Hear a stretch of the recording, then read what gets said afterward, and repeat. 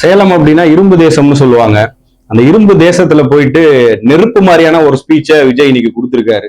தாவேகாவினருக்கு ஒரு பெரிய உற்சாகம் கிடைச்சிருக்கிறதையும் பார்க்க முடியுது. விஜய் என்ன பேச போறாரு? விஜய் பிஜேபியை பத்தி பேசுவாரா? எடப்பாடி தொகுதி அங்க வருதே, அதிமுகவை பத்தி பேசுவாரான்னு நிறைய எதிர்பார்ப்பு இருந்துச்சு. ஆனா அவர் வழக்கமா அவருக்குன்னு ஒரு டெம்ப்ளேட் வச்சிருக்காரு. அந்த டெம்ப்ளேட்டுக்குள்ள தன்னுடைய பொலிட்டிக்கல் நரேட்டிவ் என்ன அப்படிங்கிறத விஜய் இன்னைக்கு ரொம்ப தெளிவா சொல்லிட்டு போயிட்டாரு. மறுபடியும் ஒன்ஸ் அகைன் சொல்றேன், போட்டி டிவிகேக்கும் டிஎம்கேக்கும் இந்த ரெண்டு கட்சிக்கு தான் போட்டி, மற்றவங்க எல்லாம் சீன்லயே இல்லை அப்படிங்கிற மாதிரி ஒரு 2 மீட்டிங் அதை சொல்லாம இருந்தாரு. மறுபடியும் அவர் அந்த இடத்துக்கே வந்து நின்றுட்டாரு. ஏன்னா அதை பேசும்போதுதான் தனக்கான ஒரு செல்வாக்கு கூடுது. திமுக எதிர்ப்பு தான் தாவேக்காவை உயிர் போட வச்சிருக்கோம் அப்படிங்கிற ஐடியால அதை பேசின மாதிரி தெரியுது. உங்களுடைய பாயிண்ட் ஆஃப் வியூ? கபாலி படத்துல ஒரு தீம் மியூசிக் வரும் இல்லையா, ரஜினி சாருக்கு, நெருப்புடா நெருங்குடா அப்படின்னு, அந்த மாதிரி தான் இன்னைக்கு விஜயுடைய ஸ்பீச்சை பொறுத்தவரையில தாவேக்கா தொண்டர்களுக்கு இருந்திருக்கும் அப்படின்னு நான் நினைக்கிறேன். ஏன்னா காலையிலே பாத்தீங்க அப்படின்னா 5000 ரூபாய் வந்து மகளிர் உரிமை தொகை அனௌன்ஸ் பண்ணிட்டாங்க. அது ஒரு பெரிய மாஸ்டர் ஸ்டாக்னே சொல்லலாம். ஏன்னா நிச்சயமாக விஜயை ஆதரிக்கக்கூடிய பெண்கள் கூட திமுக வந்தது அப்படின்னா கண்டிப்பா 2000 ரூபாய் வந்து மாதம் மாதம் கொடுப்பாங்கன்ற ஒரு நம்பிக்கை கூட இன்னைக்கு அவங்க வழங்கிய அந்த 5000 ரூபாயை பார்க்கும்பொழுது அவங்களுக்கு தோணி இருக்கும். இப்ப இதற்கிடையில வந்து விஜய் என்ன பேச போறார் அப்படின்றது ஒரு பெரிய எதிர்பார்ப்பாகவே இருந்தது. குறிப்பா வந்து சேலத்துல போய் பேச போறார். அண்மை காலமா பாத்தீங்க அப்படின்னா எடப்பாடி பழனிசாமியும் விஜய் வந்து விமர்சிக்க தொடங்கி இருக்கிறார். அப்ப எடப்பாடி பழனிசாமிக்கும் ஒரு பதில் இருக்கும் அப்படின்னு எல்லாரும் பெரிய எதிர்பார்ப்போட காத்துட்டு இருந்தோம். அப்படிதான் நம்ம தொலைக்காட்சியில விஜயுடைய ஸ்பீச்சை பார்த்தோம். ஆனா உண்மையாகவே இந்த ஸ்பீச் அப்படின்றது யாருக்கான தேர்தல், இந்த தேர்தல்ல தாவேக்கா இனி வரக்கூடிய நாட்கள்ல எப்படி செயல்பட போகுது அப்படின்றத ஒரு கிளாரிஃபை பண்ண ஒரு விஷயமாவும் நான் பாக்குறேன். நிச்சயமாக இது வந்து தொண்டர்களுக்கு உற்சாகத்தை தந்திருக்கும் அப்படின்னு நான் நினைக்கிறேன். அதே மாதிரி அவர் மேல இருக்கக்கூடிய கிரிட்டிசிசம்ஸ்ன்னு நம்ம நிறைய சொல்லுவோம்ல. இப்ப அவர் வந்து வீட்டை விட்டு வெளியே வர மாட்டாரு, அதே மாதிரி மக்களை சந்திக்க மாட்டாரு அப்படின்ற அந்த கிரிட்டிசிசத்துக்கு எல்லாத்துக்குமே வந்து அவர் வந்து இன்னைக்கு ஒரு பதிலை கொடுத்திருந்தாரு.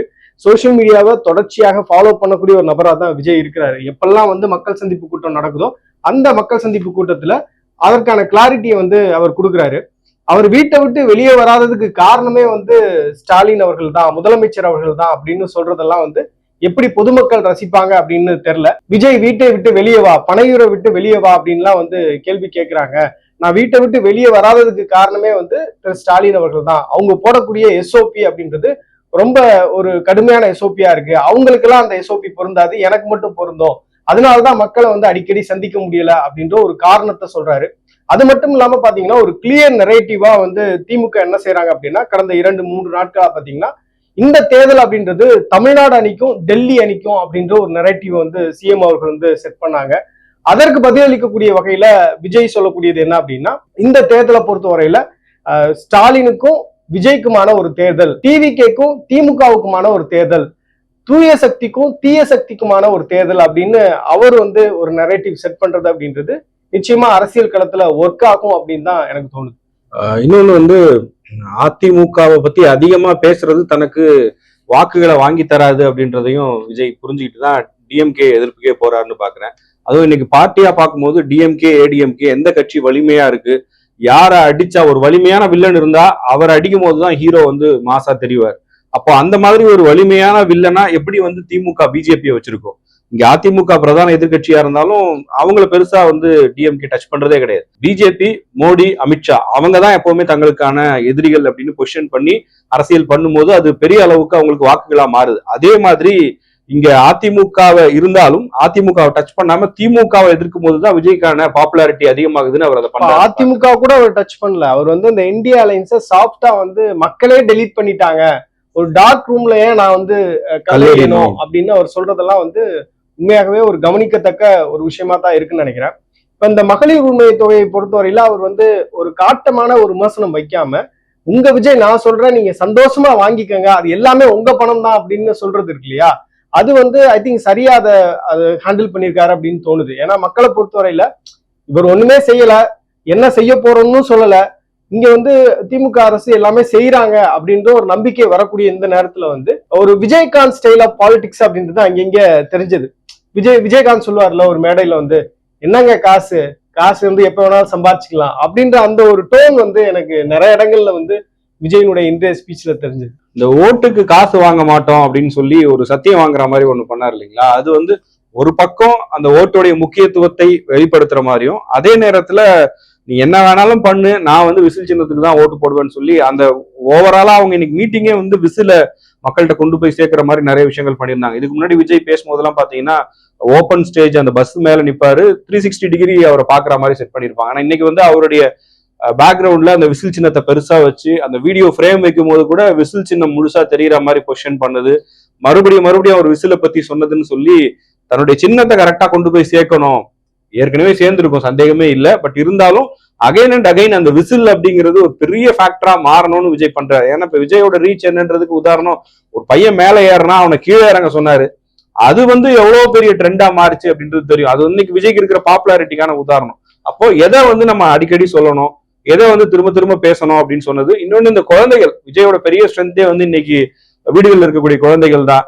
நிறைய பேர் கேலி கிண்டலா கூட சொன்னாங்க, விஜய்க்குலாம் யாருங்க, எல்லாம் ஓட்டே இல்லாத பசங்க தான் விஜய் விஜய்னு கத்திட்டு இருக்கிறாங்க அப்படின்னா. அவங்களால ஓட்டு போட முடியாது, ஆனா யார் ஓட்டு போட போறாங்களோ அவங்களை இன்ஃபுளுன்ஸ் பண்ண முடியும். எல்லாரும் பூத் கமிட்டி உறுப்பினர்கள், பூத் கமிட்டி வாலண்டியர்ஸ்னு பேசும்போது எனக்கு வந்து வீடுகள்லயே பூத் கமிட்டி உறுப்பினர்கள் இருக்காங்க, அவங்க தான் எனக்கு வந்து அவங்க அப்பா அம்மாவை, அவங்களுடைய அண்ணனையோ அக்காவையோ அத்தை மாமாவையோ ஓட்டு போட வைக்க போறாங்கன்னு சொல்லி திரும்பவும் விஜய் வந்து என்னன்னா இங்க ட்ரெடிஷ்னலா அரசியல் கட்சிகள் பண்ற அந்த அரசியலை பண்ணாம ஒவ்வொரு வீட்டுக்குள்ளேயும் நான் இருக்கேன், அங்க இருந்துதான் என் பிரச்சாரம் தொடங்குது, அவங்கதான் என்னுடைய வாக்காளர்கள்னு சொல்லி அவர் ஒரு புதுசான ஒரு ட்ரெண்ட் தான் செட் பண்றாரு. அதை நம்ம கிரிட்டிசைஸ் பண்றதுக்கு நிறைய இருக்கு, இல்லைன்னு சொல்லவே முடியாது. பட் விஜய் ஒரு புது அரசியலை உருவாக்குறாரு, அதுக்கு ஆதரவு இருக்கா இல்லையான்றது தேர்தல் முடிவுகள் தான் சொல்ல முடியும். இன்றைய தலைமுறைக்கான ஒரு தலைவரா வந்து விஜய் உருவாகியிருக்கிறாரு அப்படின்றது மாற்றுக்கிறதே கிடையாது. இப்ப அவர் பேசும்போது கூட பாத்தீங்க அப்படின்னா, என் வீடு எங்க இருக்குன்னு தெரியுமா அப்படின்னு ஒண்ணு கேக்குறாரு. அப்ப வந்து எல்லாருமே குழம்பி போயிருக்காங்க, உன் வீடு என்ன பனையூர்ல தானே இருக்கு அப்படின்றது தானே ஒரு ரெஸ்பாண்டா பார்க்கும்போது பார்க்கக்கூடியவங்களுக்கு தோணும். ஆனா அவர் வந்து 8 கோடி மக்களுமே வந்து என்னுடைய குடும்பம், என்னுடைய ஊர் தமிழ்நாடு அப்படின்னு அவர் பேசுறது எல்லாமே வந்து கொஞ்சம் சினிமாத்தனம் அதுல இருந்தாலும், ஆனா அது ரசிக்கக்கூடிய வகையில தான் அது இருந்தது அப்படின்னு நான் பாக்குறேன். அது மட்டும் இல்லாம இப்ப இந்த ஜென்சி தலைமுறையினர் வந்து கவர் பண்றதுக்கு அவர் வாங்கின அந்த உறுதிமொழி அப்படின்றது ஒரு கவனிக்கத்தக்க ஒரு விஷயமா இருந்தது. அதற்கு பிறகு பாத்தீங்க அப்படின்னா அவருடைய நண்பீஸ், அது மட்டும் இல்லாம இன்றைய இளைய தலைமுறையினர் இருக்காங்களா, ஒரு 30 வயதுக்கு குறைவான நபர்கள், அவர்களை வந்து கவர் பண்றதுக்கு இந்த முறை நீங்க வந்து காசு வாங்கிட்டு ஓட்டு போடாதீங்க, எங்களை பொறுத்தவரையில உங்களுக்கான ஒரு ஐடியா எங்கள்கிட்ட இருக்கு, உங்களுக்கு ஒரு நல்லாட்சி கொடுப்பதற்கான ஒரு ஐடியா எங்கள்கிட்ட இருக்கு அப்படின்றத வந்து அவர் எஸ்டாப்ளிஷ் பண்றது, அது எல்லாமே கவனிக்கத்தக்க ஒரு விஷயமா இருந்தது.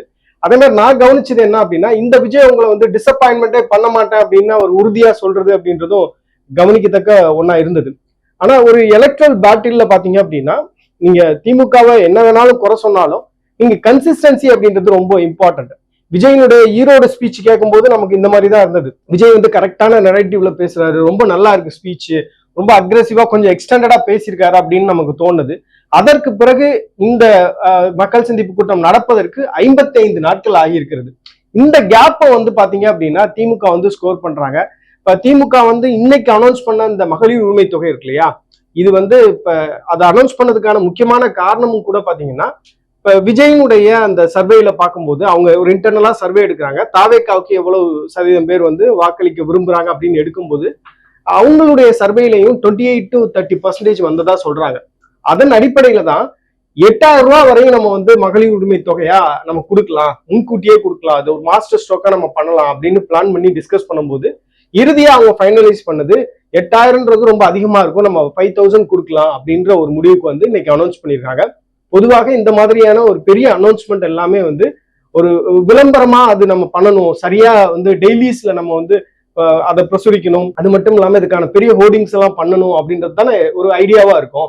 ஆனா இந்த விஷயத்தை பொறுத்தவரையில் எப்படி பண்ணியிருக்காங்க அப்படின்னா, இது வந்து சட்டிலா வந்து முதலமைச்சரை பொறுத்தவரையில தனிப்பட்ட வகையில அவர் ஒரு இன்ட்ரெஸ்ட் எடுத்து பண்ண ஒரு அனௌன்ஸ்மெண்டா இருக்கணும், இதை பத்தி யாருக்குமே எந்த செய்தியும் போயிடக்கூடாது இந்த அனௌன்ஸ்மெண்ட் வர்றதுக்கு முன்னாடி அப்படின்னு ரொம்ப கேர்ஃபுல்லா டிசைன் பண்ணி தான் அதிகாலையில முதலமைச்சர் வந்து ட்விட்டர்ல ஒரு பெரிய வீடியோ போட்டு இதை அனௌன்ஸ் பண்றாரு.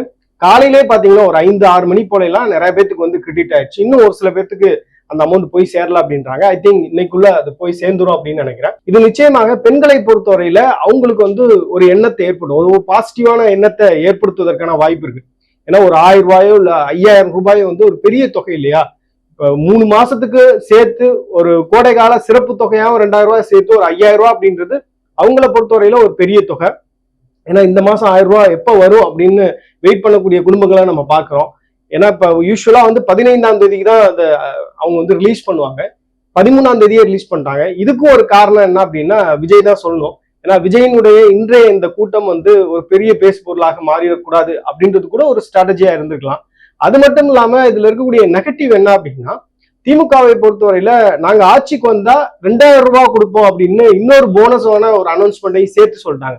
ஒரு செய்தி ஒரு பெரிய அனௌன்ஸ்மெண்டா போகும்பொழுது அதுக்கான தாக்கம் அப்படின்றது பெரிய அளவுல இருக்கும். அது அடிஷ்னலா சேர்த்து இன்னொரு போல் ப்ராமிசஸையும் அவங்க சொல்லும் போது அது எத்தகைய தாக்கத்தை ஏற்படுத்த போகுது அப்படின்றதையும் நம்ம கவனிக்க வேண்டியது இருக்கு.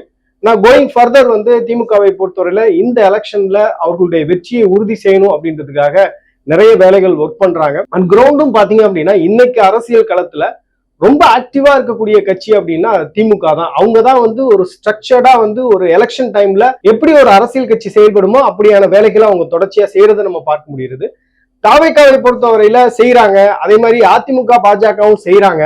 ஆனா அது கன்சிஸ்டண்டா செய்யறாங்களா, சரியான நெரேட்டிவ் செட் பண்ணி செய்யறாங்களா அப்படின்றதுல நிறைய கேள்விகள் இருப்பதா நான் பாக்குறேன். இன்னொன்னு 30% மக்கள் ஆதரவு இருக்குன்னு சொல்லியிருக்காரு. தனிப்பட்ட முறையில கட்சி தொடங்கி நான் இந்த அளவுக்கு வந்திருக்கேன், யாரோ தொடங்கின கட்சியில நீங்க எல்லாம் இன்னைக்கு உட்காந்துட்டு பேசாதீங்க, தைரியம் இருந்தா ஒரு கட்சி தொடங்கி 1% ஓட்டு வாங்கிக்காமீங்க பாக்கலாம்னு சொன்னது. அதே மாதிரி அண்ணா, எம்ஜிஆர், ஜெயலலிதா இவங்களெல்லாம் நீங்க மறந்துட்டீங்க. அண்ணா தொடங்கின கட்சியில அவங்கள மறந்துட்டீங்க, எம்ஜிஆர் தொடங்கின கட்சியில அவங்கள மறந்துட்டீங்கன்னு இங்க ஜெயலலிதாவை சொல்றாரு, அங்க கலைஞரை சொல்லல. அவர் இதுவரையும் கலைஞருடைய பேரை எங்கேயுமே பயன்படுத்தலன்றதும் ஒரு கவனிக்க வேண்டிய விஷயமா இருக்கு. இன்னொன்னு, டிஎம்கேவோட கேம்பெயின்ஸ் பத்தி நம்ம கூட ரீசெண்டா வீடியோஸ் எல்லாம் பண்ணியிருந்தோம். உங்க கனவை சொல்லுங்க, வெல்வோம் ஒன்றாக, அதை பத்தி எல்லாம் பேசியிருக்காரு.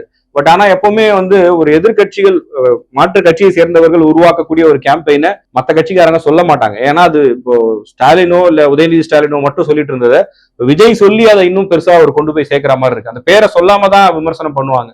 கலைஞரா இருக்கட்டும், ஜெயலலிதாவா இருக்கட்டும், ஈவன் ஸ்டாலினும் அதை பண்ணுவார்.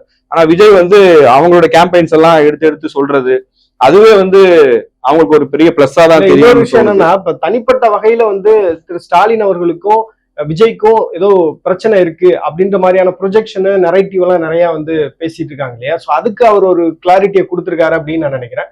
தனிப்பட்ட வகையில எனக்கும் எந்த கட்சிக்கும் இல்ல எந்த கட்சி தலைவர்களுக்கும் பிரச்சனையே கிடையாது, நான் உங்களுக்காக வந்திருக்கேன், நல்லது செய்ய வந்திருக்கேன் அப்படின்னு பேசுறதெல்லாம் ஐ திங்க் கிரவுண்ட்ல கனெக்ட் ஆகும் அப்படின்னு நான் நினைக்கிறேன்.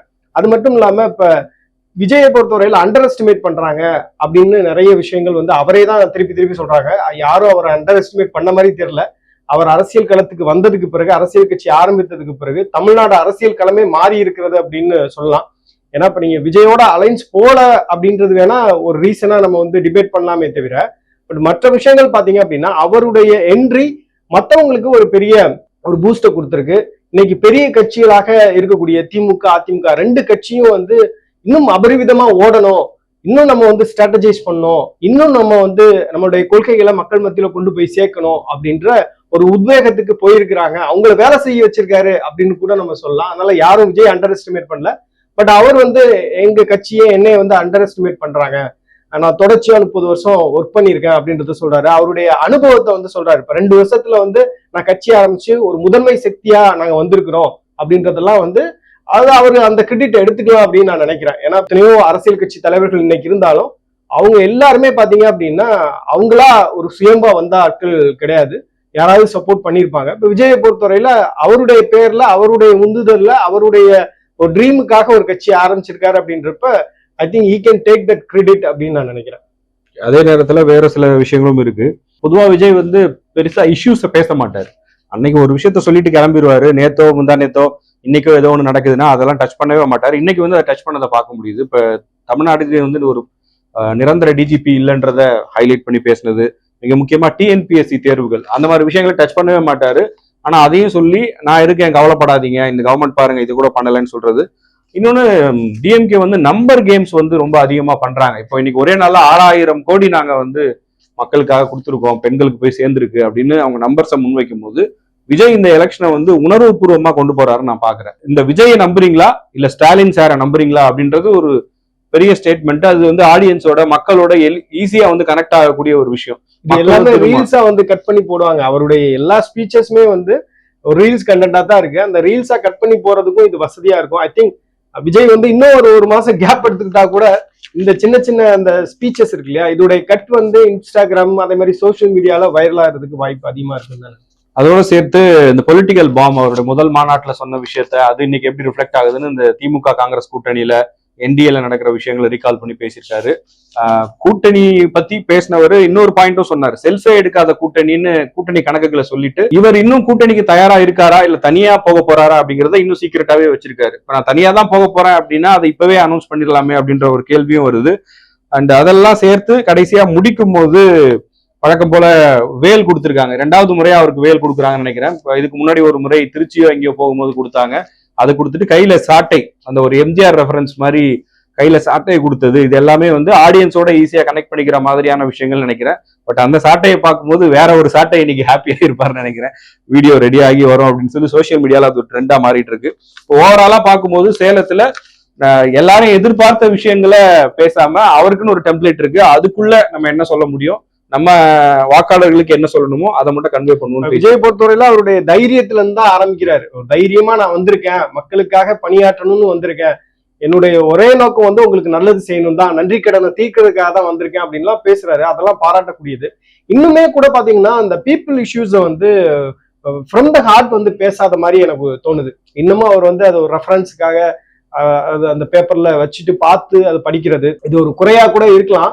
பட் ஒரு தலைவரை பொறுத்தவரையில நீங்க வந்து ஒரு பெரிய கேப்புக்கு எடுத்து வந்து பேச ஆரம்பிக்கிறீங்க. அப்ப வந்து அந்த இஷ்யூஸ்ல உங்களுக்கான அண்டர்ஸ்டாண்டிங் எந்த அளவுக்கு இருக்கு அப்படின்றது ரொம்ப முக்கியம் இல்ல. அட்லீஸ்ட் அந்த இஷ்யூஸை வந்து உள்வாங்கிட்டு வார்த்தையா கடந்து போகாம அதை பத்தி ஒரு 2 நிமிஷம் இல்ல ஒரு 30 செகண்ட் 40 செகண்ட் பேசும் பொழுது இந்த விஷயத்தை பத்தி நல்ல ஒரு புரிதல் வந்து தலைவருக்கு இருக்கு அப்படின்னு பார்க்கக்கூடியவர்களுக்கும் நம்பிக்கை வரும். அதாவது அந்த கட்சியினுடைய தொண்டர்களுக்கும் நம்பிக்கை வரும். அதே மாதிரி பார்வையாளர்களாக விஜயை நோக்கி போகணும்னு நினைக்கக்கூடியவங்களுக்கும் ஒரு நம்பிக்கை வருவதற்கான ஒரு வாய்ப்பு இருப்பதான் நினைக்கிறேன். ஆனா நான் பார்த்த வரைக்கும் என்ன நினைக்கிறேன்னா, அவருடைய வாக்காளர்கள்னு அவர் கருதுறது 18ல இருந்து 35-40 வயசுக்குள்ள. அவங்க நம்ம எங்கேயுமே வந்து டிஸ்டர்ப் பண்ற கூடாது, அவங்கள நம்ம வந்து அவங்களுக்கு பிடிக்காத விஷயங்களையோ புரியாத விஷயங்களோ பேசிடக்கூடாதுன்னு அதுலதான் கிளியரா இருக்காருன்னு நினைக்கிறேன். எடுத்த உடனே ஸ்பீச்சுக்குள்ள போறது, வளவலன்னு பேசாம இருக்கிறது, அவங்களுக்கு புரியாத விஷயங்களை அவாய்ட் பண்றதுன்னு அதுலதான் இருக்காரு. அவருக்கு இருக்கக்கூடிய பெரிய பிரச்சனையே வந்து அந்த 40 வயசுக்கு மேல இருக்கிறவங்கள எவ்வளவு பேர் ஓட்டு போட போறாங்க, அதுக்கு விஜய் என்ன எஃபர்ட் எடுக்கிறாரு அப்படின்னு கேட்டா அதுக்கான முயற்சியே அவர் பண்ணலன்ற மாதிரி தோணும். அந்த இஷ்யூஸை பத்தி பேசாதது ஒரு விஷயம். 2வது பாத்தீங்க அப்படின்னா அந்த மேனிஃபெஸ்டோ வந்து தயாராயிட்டு இருக்கு அப்படின்றாரு. சோ அதுல ஒரு கிளாரிட்டி இல்ல. இப்ப நம்ம ஆட்சிக்கு வந்தா என்ன செய்வோம் அப்படின்றத சொல்லணும்ல. அடிப்படை வசதிகளை தீர்ப்போம் அப்படின்றாரு. இன்னைக்கு அடிப்படை வசதிகள் தீர்க்காம இருக்கிறது அப்படின்றது ஒரு மைனர் இஷ்யூவா தான் நான் பாக்குறேன். அது வந்து இட் கேன் பி ரெக்டிஃபைடு. அது வந்து யார் வந்தாலும் ஆட்சிக்கு வந்தாலும் அதை வந்து உடனடியா சரி செய்து விட முடியும். அதை தாண்டி நிறைய ஊழல்கள், இன்னைக்கு நிறைய பிரச்சனைகள் வந்து மக்கள் வந்து ஃபேஸ் பண்றாங்க. இப்ப இவர் இஷ்யூ பத்தி பேசும்போது கூட அதை கான்பிடென்டா பேசலாம். அதை வந்து ஒரு வாசிப்பா ஒரு ஜஸ்ட் ஒரு டைட்டிலா வந்து வாசிச்சுட்டு போகாம அதை பத்தி ஒரு எக்ஸ்டெம்பரரா பேசினாரு அப்படின்னா மக்கள் பார்ப்பவர்களுக்கும் இவர் கான்பிடென்டா இருக்காரு, இந்த இஷ்யூ பத்தி அவர் தெரிஞ்சு வச்சிருக்காரு அப்படின்ற ஒரு புரிதல் ஏற்படுவதற்கு வாய்ப்பு. உங்களுடைய கருத்து என்ன அப்படிங்கிறத கமெண்ட் செக்ஷன்ல பதிவு.